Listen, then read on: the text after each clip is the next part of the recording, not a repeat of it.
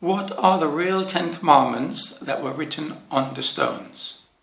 I think it was my annual reading of the Bible in 2013 that showed me it was not the 10 commandments of Exodus chapters 20 verses 2 to 18 which was written on the tables of stone as we are taught to believe.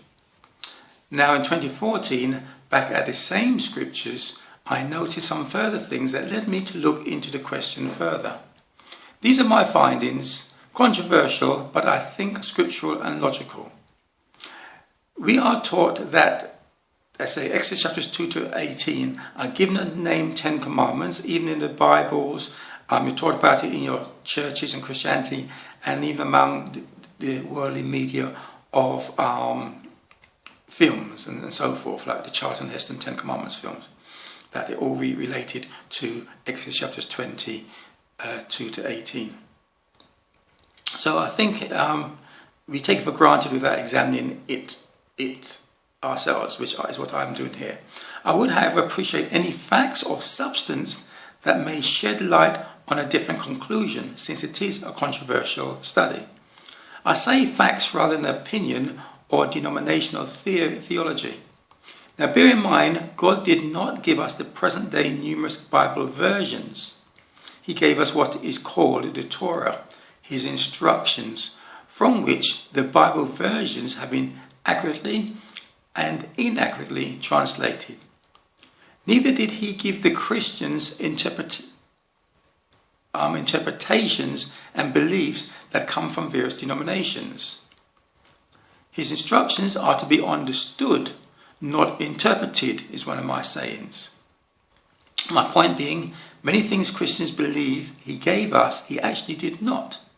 Similar to the Jews of Yeshua's time, Yeshua, some people call Jesus, who had added traditions of men to God's commandments and his way of living. Even Paul had learned these traditions.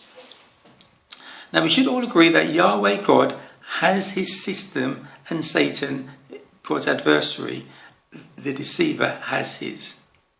The two do not mix, though the latter, Satan, may try and imitate principles and or aspects of Yahweh's for his purpose of deceiving.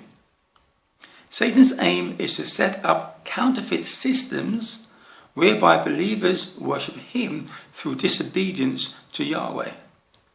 The disobedience comes through being deceived and or ignorant of the truth, as stated in 2 Corinthians chapter 11 verse 14, where Satan sets himself up as a angel of light, and he has ministers in churches and so on, preaching falseness as if they are imparting biblical truth or light.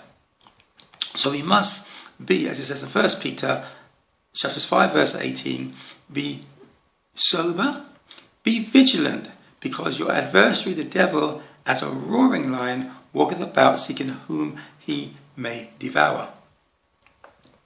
Now God's ways existed from creation and was followed by Enoch, Noah, Abraham and so on. This is proven in the other articles that I've written. However, I shall take up the story in Exodus chapters 19 on this point about what was written on stone tablets, where God says in verse 5, now therefore if you, speaking to Israelites, will obey my voice indeed and keep my covenant, then you shall be a peculiar treasure unto me above all the people, for all the earth is mine. So notice the condition. They have to obey, and then he will react to that. Verse 6, and you shall be unto me a kingdom of priests and an holy nation. So if you do not obey, you will not be a holy nation. The people then prepared themselves to hear God speak to them. This start of his speech is recorded in Exodus chapters 20 and consists of a list of things the people are to do, or not to do as it may be. 1 was obey his voice, 2 was to keep his covenant, and then in response they shall be in his eyes a special people from the others of the earth, a special nation. Now this list of things included moral, social and administrative regulations for the community's living and continues all the way to the end of Exodus chapters 23, save for a break in Exodus chapters 20 verses 18 to 21 to record the people's fear. Now, if the community agreed to live by these instructions, God said he would, Exodus 23 verse 22, be an enemy unto their enemies and an adversary unto their adversaries. In chapters 24 verses 1 to 12, we read this agreement is recorded and sealed. Exodus chapters 24 verse 3 says, and Moses came and told the people all the words of Yahweh and all the judgments, and all the people answered with one voice and said, all the words which Yahweh have said we will do. And Moses wrote all the words of Yahweh and rose up early in the morning and builded an altar under the hill and 12 pillars according to the 12 tribes of Israel. Verse 7, and he took the book of the covenant and read in the audience of the people, and they said, all that Yahweh have said will we do and be obedient. Verse 8, and Moses took the blood and sprinkled it on the people and said, behold, the blood of the covenant which Yahweh hath made with you concerning all these words.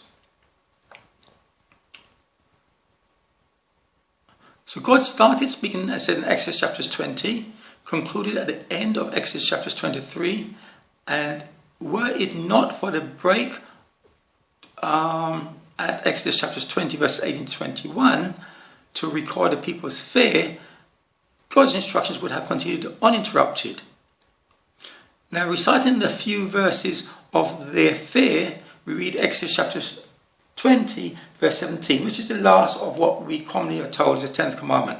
Thou shalt not covet thy neighbour's house, thou shalt not covet thy neighbour's wife, nor his manservant, nor his maidservant, nor his ox, nor his ass, nor anything that is thy neighbour's. So that's the list of things, of possessions, of things of the neighbours.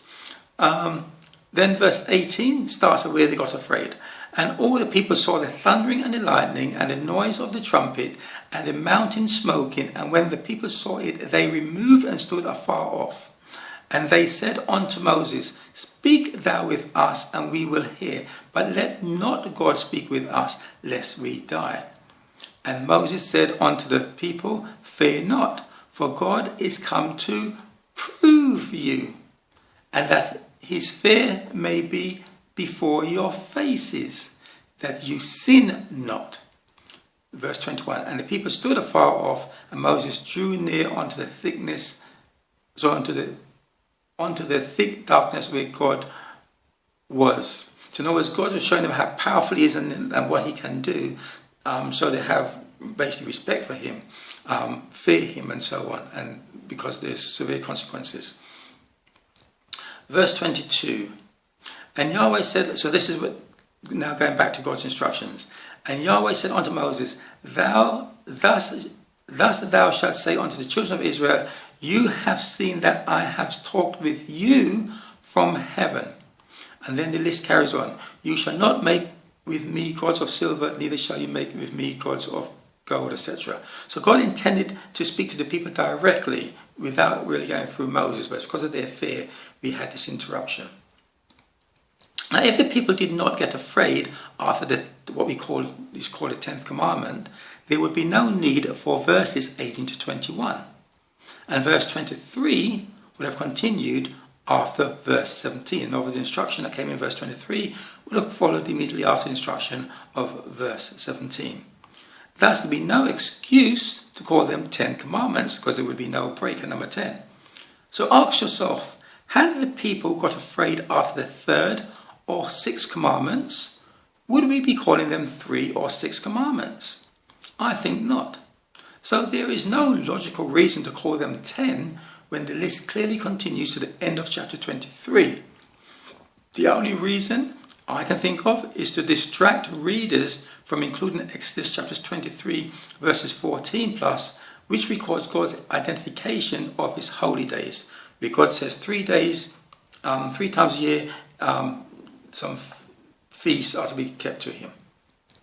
By stopping at Exodus chapter verse 17, the Roman Catholic Church and who instituted this Christian system could distract people from that. Although they have to contend with Exodus chapter 20 verse 8 about the 7-day Sabbath, which they've accounted for by saying it was changed by Yeshua, Jesus. Now, I have heard some people say that verse 23 is just another way of saying verse 4, thou shalt not make unto thee any graven image. But that is not so. A graven image can be a carving not of gold or silver, as verse 23. Also, a person can make a god or image of something either molten, where you melt something down rather than carving it and so on, or of something that's not in heaven or earth or beneath, such as a shape, as a triangle, or make some mental creation. So they can always get around the verse of the terms of verse 3 by making something molten and so on. So God has covered both angles, whether they carve it or fashion it in some way, or whether they make it by melting something down as a god. Or even if they use the sun and the moon or some images in the sky, everything's been covered. Anything's been covered. And that, for example, actually is where the word fornication comes in. It's nothing to do with sex between men and women, but we go into that another time. Now, in addition, if we continue reading the list, we should see it contains other laws as to how to treat servants, about violence and so on. So the list of God's instructions doesn't stop at verse 7, Exodus chapter 20, verse 17. Okay, so that is the first things that God gives Moses. Now let's come on to the first tables. Now, the numbers given below represent the Hebrew reference numbers, if you want to look them up in the concordance. So in Exodus chapters 20 verse 12, after Moses written those things in a book and made a covenant, God tells Moses to come up and get something else. Now, that would appear to be the end of the event. Remember, there was neither chapter nor verses in the original narrative. These were inserted much later for the ease of our reading and for reference purposes between us. Now note the event and the list was written, as I said, by Moses in a book. Exodus chapters 24 verses 4 to 7. Make note of that. And as I said, it was also all before the tables of stone was given to Moses in Exodus chapter 31. The account of which begins in Exodus chapter 24 verse 12, where I said, and Yahweh said unto Moses, come up to me into the mount and be there, and I will give thee tables of stone and a law. The Hebrew reference for that word is H8451, and commandments, reference H4687, which I have written that thou mayest teach them. 24:18. And Moses went into the midst of the cloud and got him up into the mount, and Moses was in the mount 40 days and 40 nights. So clearly, which seems obvious, but people seem to have missed it, Moses wrote those, what we call the Ten Commandments, in a book, not on the stone tablets. And then God says, come up, and he'll give him something else. He'll give him laws and commandments. So let's see what Moses receives next. Now some other Bible versions, in fact most of them, than the King James's, paraphrase their verses, even changing the wording, i.e. commandments, the H4687, they're changed to command or instruction. So you cannot trace their choice of words back to the original and may not know that God used specific words for specific identification. A command can be any instruction, H8451 or 4687 are specific or can be specific things found in certain places of God's instructions. So you can always, by the numerical identification, you know that God is talking about the same thing. Whereas when the translations paraphrase the sentences, you don't know that they may have distorted things and make you think ambiguously rather than specifically as God intended. Now, for example, translators may translate two separate Hebrew or Greek words into the same English one, as, for example, house, and not realize in Hebrew, one Hebrew word is used for worship, a worship building, as in Acts chapter 2, where they're all in, it says in their house and the Holy Spirit fell on them, and common houses are given a different Hebrew or Greek word. So that's the difference. Anyway, okay. Then God speaks again to Moses, giving him additional instructions. Exodus chapter 25, verse 1. And Yahweh spoke unto Moses, saying, Speak unto the children of Israel, that they bring me an offering of every man that giveth it willingly. With his heart you shall take my offerings. And this is the offering. And God basically lists the kind of all the I was going to say ingredients, but not ingredients, but all the items that they are to donate that was going to be needed to make this tabernacle and this sacrificial system. The instructions start in chapter 25 and concludes at the end of Exodus chapter 31, verse 18 to be precise, which reads, And he, God, gave Moses, when he had made an end of communion with him upon Mount Sinai, 2 tables of testimony, tables of stone written with the finger of God. Now, when we list the categories of things that were told to Moses, we find ones for the first one, the Ark of the Covenant, Exodus chapter 25, verse 8. Items to make the table of showbread, 25, verse 23. The candlestick, 25, 31. The tabernacle, 26, verse 1. The altar for burnt offerings and ashes, chapter 27. The priest's clothes, chapters 28, verse 2. Number 7, an altar for incense, chapter 30. The 8th set, brass, things to make the brass laver, chapter 30, verse 18. The holy oil, chapter 30, verse 25 and 37.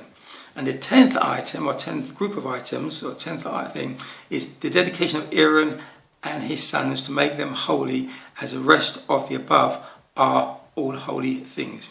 We see those in Exodus chapters 29, verses 1, 18 and 21.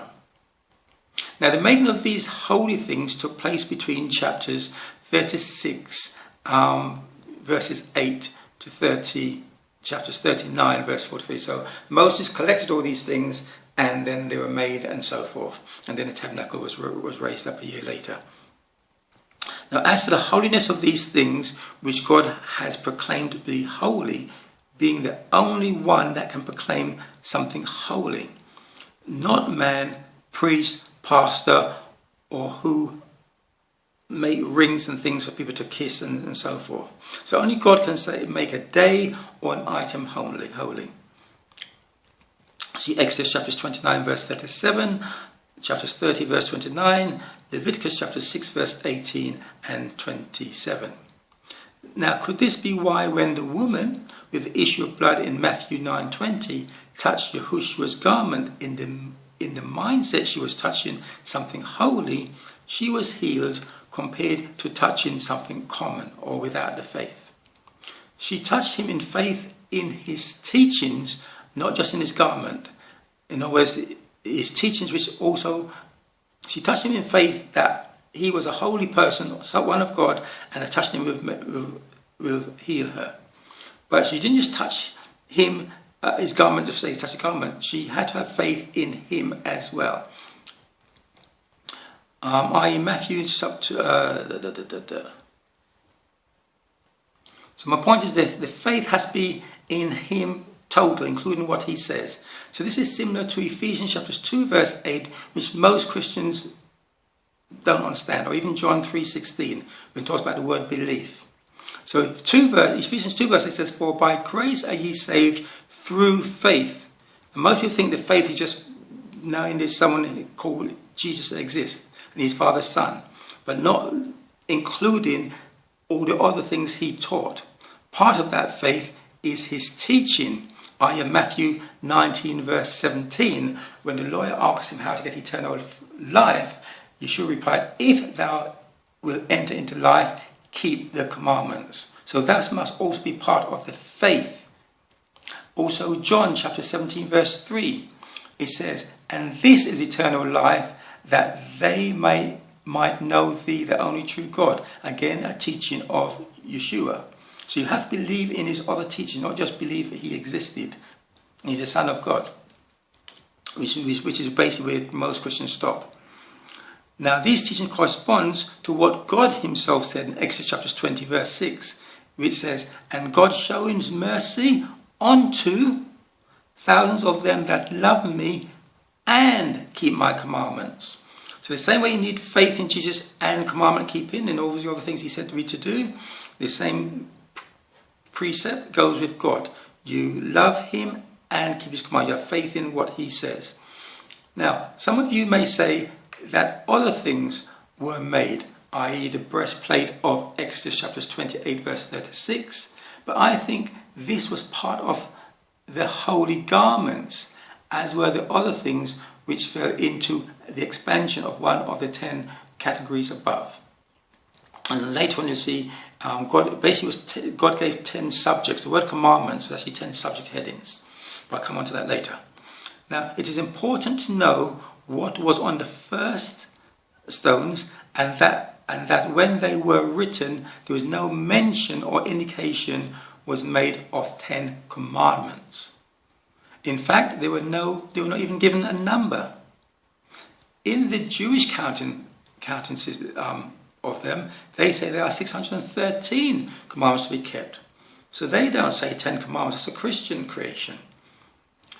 When Moses meets God again in Exodus chapter 34 verse 5 to verse 27, again, no mention is made of 10 commandments.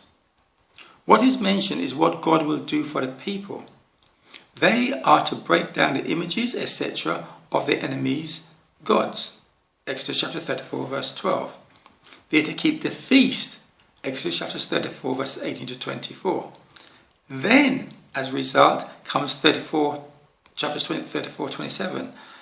Write thou these words, for after the tenor of these words I have made a covenant with thee and with Israel. So they have to perform what God requires of them for the covenant to be valid. God then gives a replacement copy of the stones, the same as those, the first ones in Exodus chapter 31 verse 18, which Moses broke in chapter 32. Now I want you to remember this covenant, meaning the things of Exodus chapters 20 to 24 that Moses wrote in the book that the people were to perform, and then Moses went up to get a second set of things, the things written on stone of Exodus chapters 25 to 31, which is the tabernacle system, which would be used for the forgiveness of sins. Now, subsequently to when they came to Promised Land and divided themselves, 10 tribes settled on one side of the River Jordan. They were called Israel, and then 2 tribes settled on the other side, and they were called Judah, the northern and southern tribes. And Israel sinned, and they got scattered. And that's part of the history of the 12 tribes. So I said 10 tribes of Israel would break the covenant and get scattered. We read this in 2 Kings chapters 15 verses 29, chapter 17 verses 6 to 23. The 2 tribes called Judah would do a lesser degree of sinning and end up in Babylon for 70 years, as prophesied in Jeremiah chapters 25 verses 11 to 12 and chapter 29 verse 10. And that's when we read about Daniel and what we call the 3 Hebrew boys and the statue of Nebuchadnezzar and so on. Now Paul also will refer to this covenant in the book of Hebrews, chapters 8 and 10. So Hebrews chapter 8 verse 10, I'm going to refers to it this way. For this is the covenant that I will make with the house of Israel after those days, saith Yahweh. I will put my laws in their mind and write them in their hearts, and I will be and I will be to them a God, and they shall be to me a people. Exodus chapter 10 verse 16. This is covenant that I will make with them after those days, saith Yahweh. I put my laws in their hearts and in their minds, and I will write, and in their minds will I write them.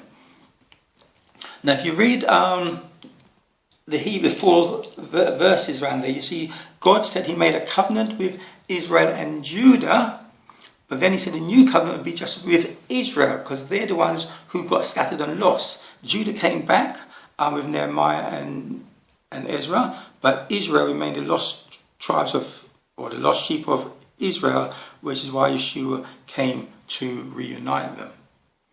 So as I said, it is in connection with this covenant and its breaking that God would send his son to fulfill the prophecy of Ezekiel chapters 37 verses 16 to 17, where he tells Ezekiel to get 2 sticks and basically he's going to join them back into 1 stick, reuniting the 10 lost tribes or lost sheep of Israel with the 2 of Judah to accomplish what it says in Romans chapters 11:26, all Israel will be saved. As it says, and so all Israel shall be saved, as it is written, meaning it's a prophecy. There shall come out of Zion the deliverer, and shall turn away ungodliness from Jacob.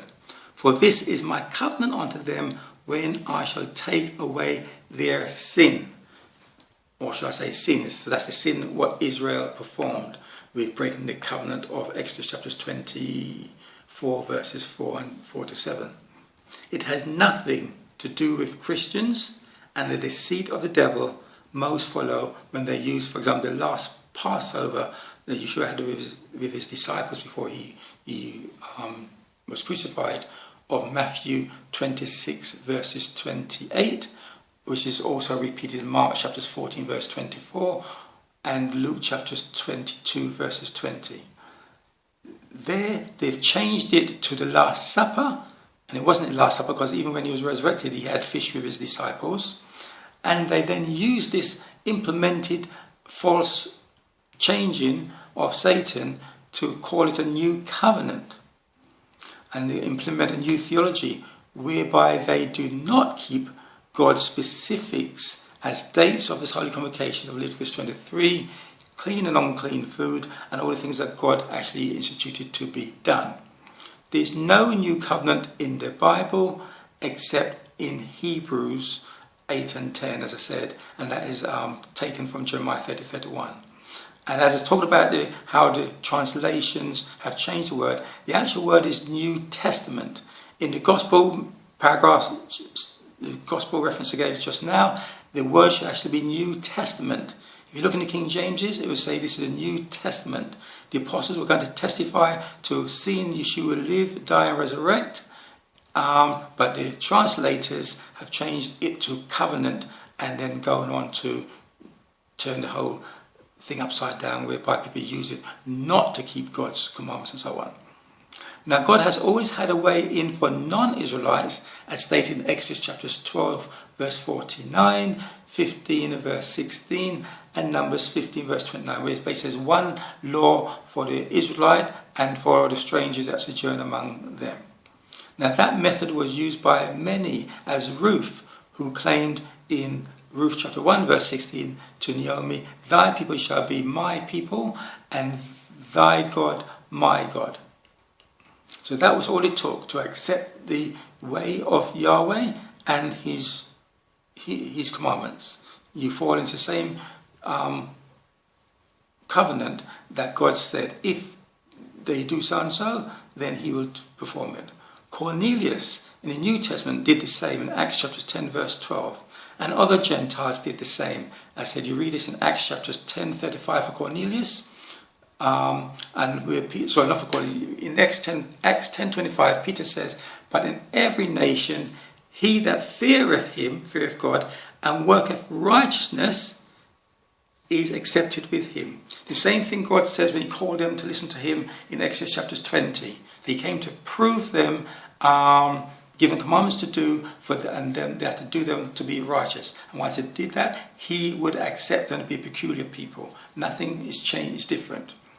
Acts chapters 13:26 to show that the Gentiles could have joined in.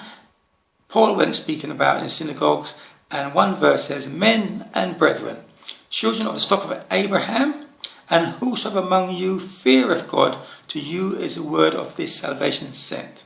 So they always had a way in. They are the Now, the Gentiles are what Romans call a wild olive tree, of Romans chapter 11, verse 17. Which says, "And who can come?" They came under Romans chapters 2, verses 9 and 10, which basically says salvation to the Jew first and to the Gentile. But basically, the same things goes to Jew first and also to the Gentile. So they always had a way in, is my point. You're not excluded. But you cannot be a Christian and form your own theology which is different to what God instituted, because that's what you've been wrongly taught. Acts chapter 10, verse 34, Peter says, "God is no respecter of persons, but in every nation he that feareth him worketh righteousness accepted with him." I think I said that. The only difference between the Gentiles and the natural Gentiles and the Israelites is they did not have to be circumcised, as stated in Acts chapters 15, verse 2 and verse 6 and verse 21, which this shows you the Gentiles were in the synagogue every Sabbath day learning the laws of Moses. The only time they had to be circumcised is if they wanted to keep the Passover, but that's another matter. Now, a point Paul made in many of his epistles, when he actually talks about the law, he's actually talking about circumcision, Galatians, Romans, and so on. But Christians, sorry to say, in their ignorance, as 2 Peter 3:16 says about the Old Testament, they think Paul is talking about the whole law, and they misunderstand Paul's writings. Now, the devil has used the same trick on Christians as he used to make Israel sin. Give them a system they like and say it is from the Bible. Jeremiah chapter 5 verse 31 shows how he did this with the Israelites.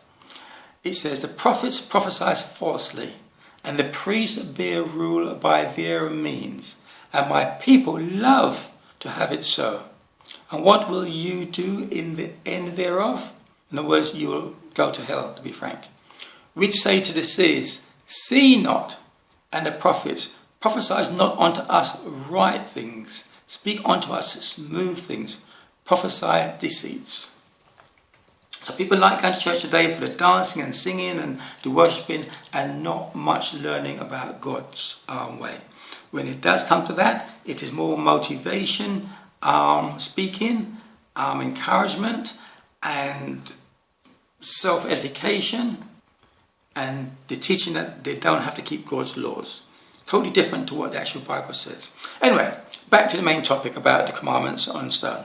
In Exodus chapter 32, the narrative breaks to show what the people were doing while Moses was away, and later the consequences. 32 verse 15 reads, "Moses comes down," verse 16, "and the tables were the work of God, and the writing was the writing of God graven upon the tables." Verse 19, Moses breaks them in anger because he sees them dancing naked and so on. And 32 verse 30 says, "And it came to pass on the morrow," the next day, "that Moses said unto the people, You have sinned a great sin, and now I will go up to Yahweh. Peradventure I shall make an atonement for your sin." 32:31, "And Moses returned unto Yahweh."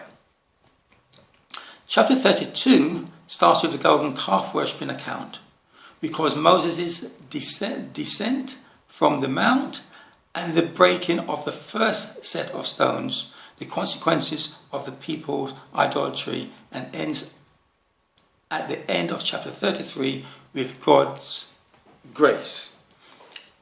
Again, I read the whole chapters in your Bible. I'm just going to this is just to show what was written on the stone. So far we have Moses writing chapters 20 to 24 in a book, and God writing chapters 25 to 31 verse 18 on stones.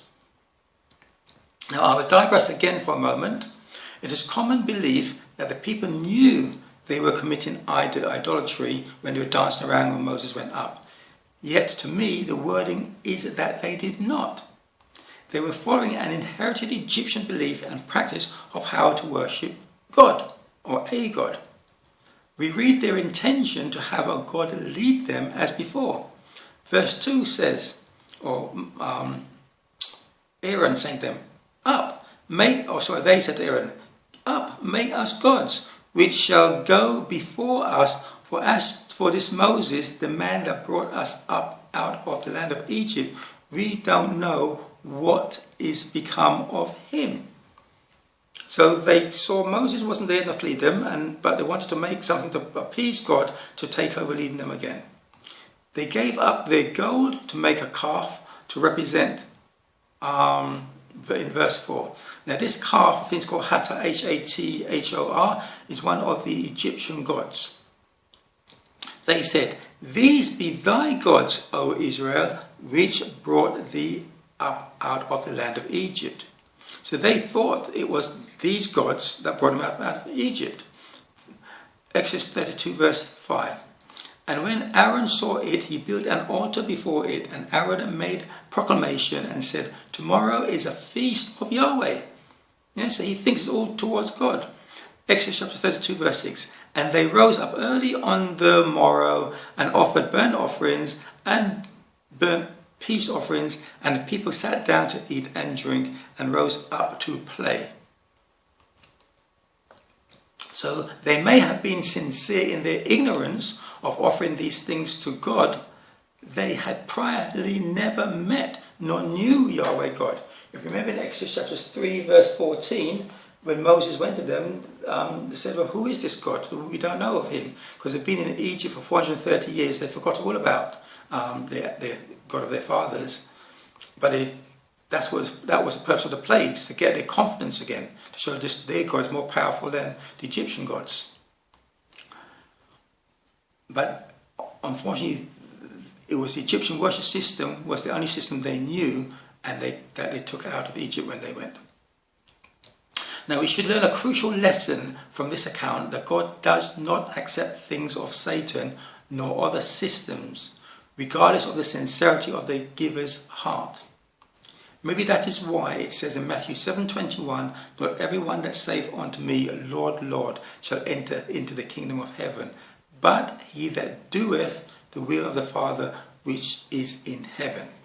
Many will say to me in that day, Lord, Lord, have we not prophesied in thy name, and in thy name have cast out devils, and in thy name done many wonderful works?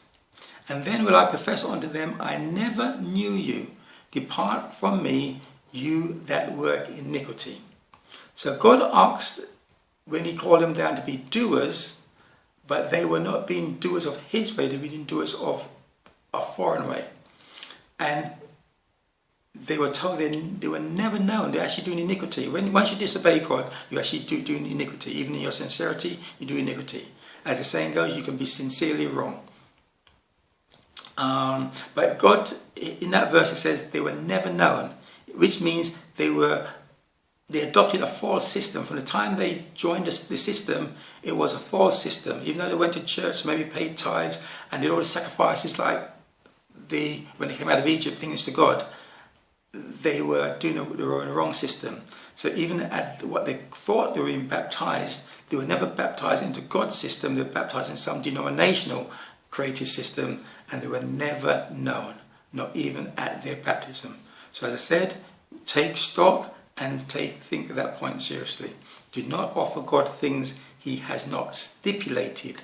Don't go by interpretations of your denomination or historical Christianity. Now, similar to the ignorance of some of the Israelites, but possibly sincere worship of the Israelites, they lost 3,000 of them were slain when they disobeyed God, although they thought they weren't disobeying God. Will you be one of the similarly deceived and slain, sincerely practicing inherited beliefs of man rather than the will and full commandments of God? Sadly, most Christians are practicing paganism in the guise of worshipping God and the Messiah of the Bible. They keep a weekly sun worship day and annual ones called Easter and Christmas, thinking that Christmas has anything to do with Christ when it has not. They dance in churches as if at a party or concert, when such was never instituted by God of the Bible. Okay, coming on to the second tables of stone. We've seen what Moses wrote in the book. We've seen what God wrote on the first table of stone. Let's see what was written on the second ones and by whom. Exodus chapter 34 verse 1. And Yahweh said unto Moses, cut the 2 tables of stone like unto the first, and I will write upon these tables the words that were in the first tables, which thou broke.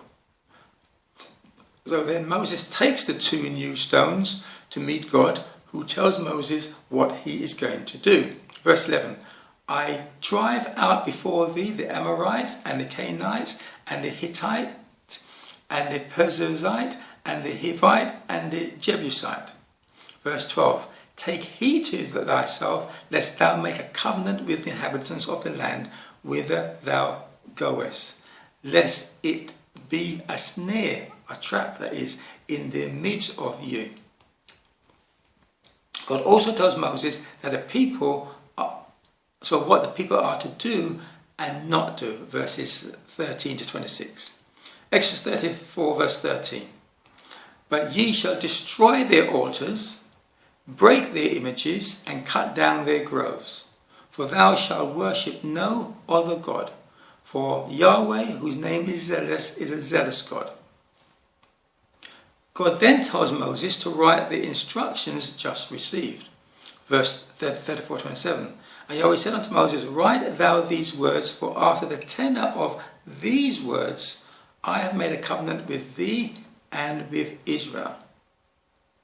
So these words consist of God's covenant to take them to a land presently inhabited by others, but whom he, God, will drive out, and the people are to do certain things in that land and live a certain way. Exodus chapter 34 verse 29. And it came to pass, when Moses came down from the Mount Sinai with the 2 tables of the testimony in Moses' hand, when he came down from the mount, that Moses knew not that the skin of his face shone while he talked. He, being God, talked with him. So far, we have God giving Moses 3 sets of instructions. 1.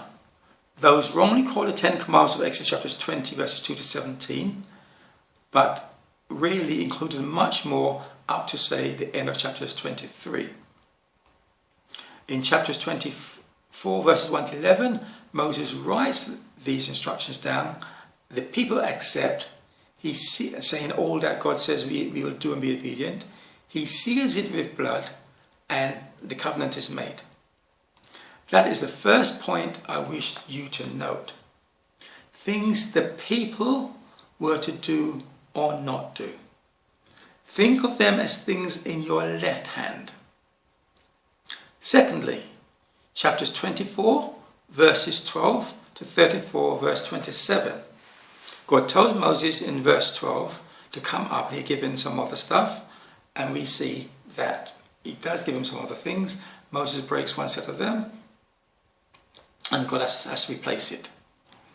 So Moses returns to God, gets another set of instructions regarding 10 holy things listed above, all of which are relevant to the process for forgiveness of sins. Sins being transgression of the law in your left hand. Things in 20 to 24, or list number 1. Now these are things that the priest are to do. So know the difference. The first list in your left hand are things that people are to do or not do. The second list in your right hand are things that the priests are to do. I said, think of them as things in your right hand. The system is the same as a contract of law or contract or the laws of a land.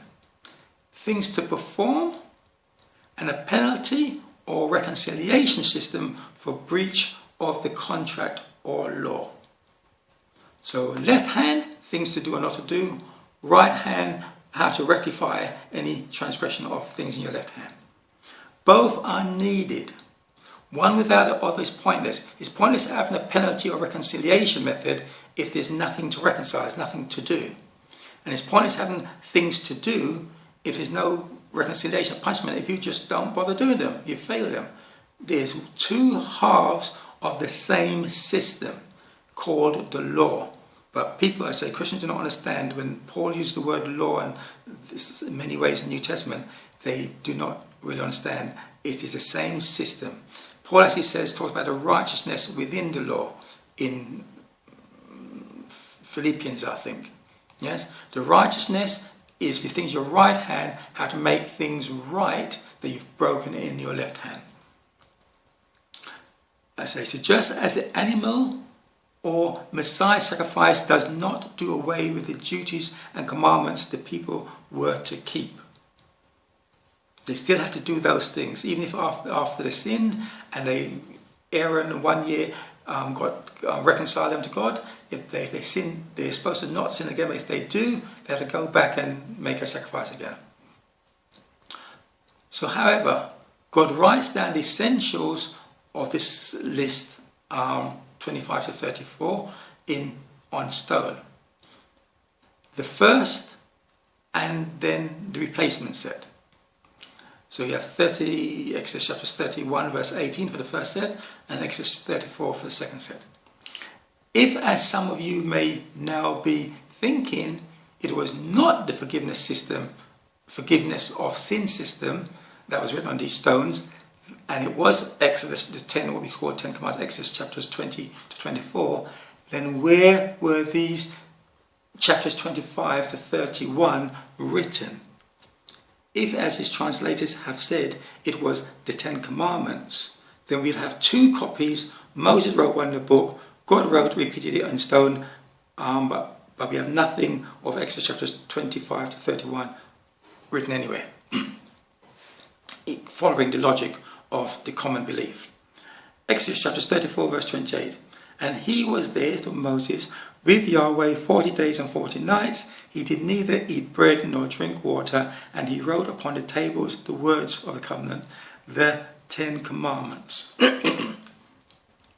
Now there's two places in the Bible where translators have wrote 10 Commandments. So some of you say, you see, the Bible says 10 Commandments. No, translators have said 10 Commandments. The original had 10 words.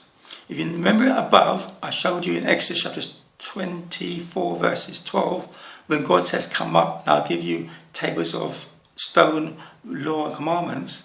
The Hebrew word for the commandments was numerical identification of 4, 6, 8, 7. And that was translated commandments. Here we have the translators translating the Hebrew word for words, and has Hebrew identification for your concordance of 1697. They've also translated it as commandments. So, but they're not.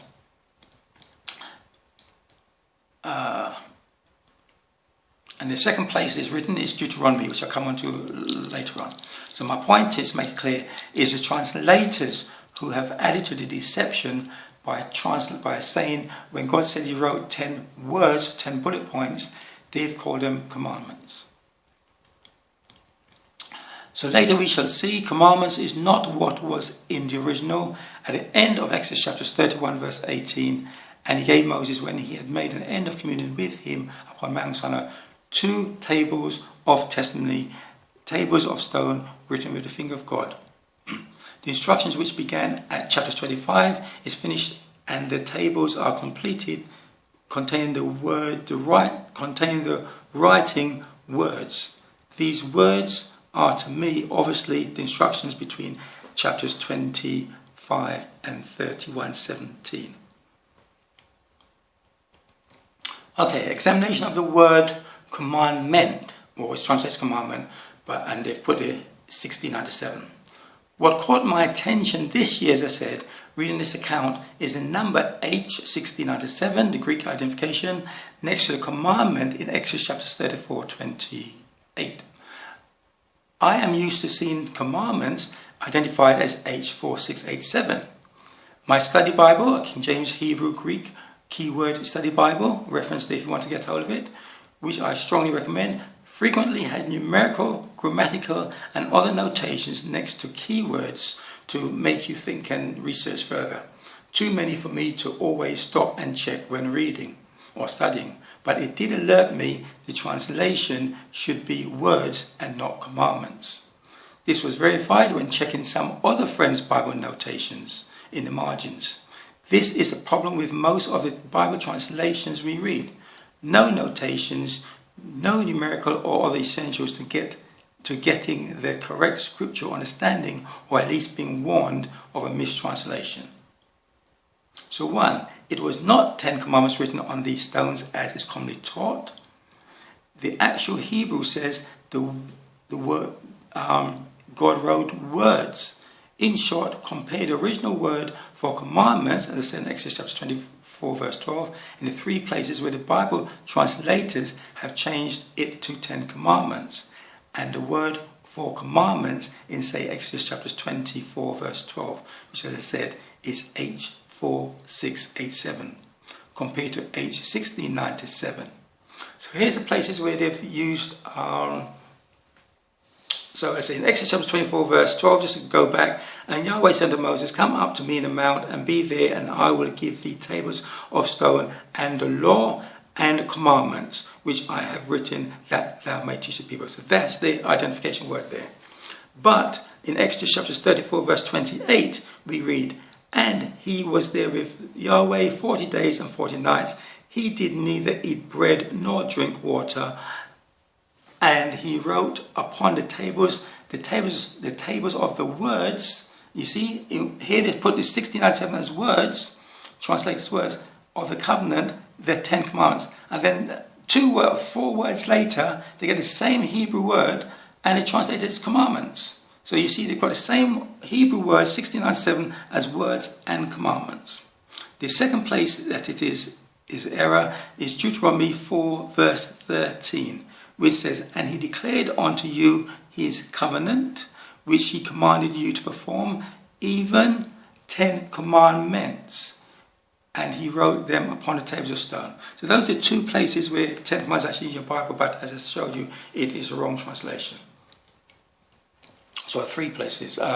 Deuteronomy 10 verse 4, and he wrote on these tables, according to the first writing, 10 commandments, 697, which Yahweh spoke unto you mount out of the midst of the fire in the day of the assembly, and Yahweh gave them unto me. So further examination of 697. In all of these places, so in all 3 places, the translators have changed from word 697 to commandments, when the actual commandments has a different Hebrew word, numerical identification, as I said. At first I thought they may also have made an error with the word 10 by inserting it. But 2 good things about the King James is that they italicize when they insert words. In other words, they put it in italics, so you know it's an inserted word. Same as the word but, when it says, in the New Testament it says somewhere,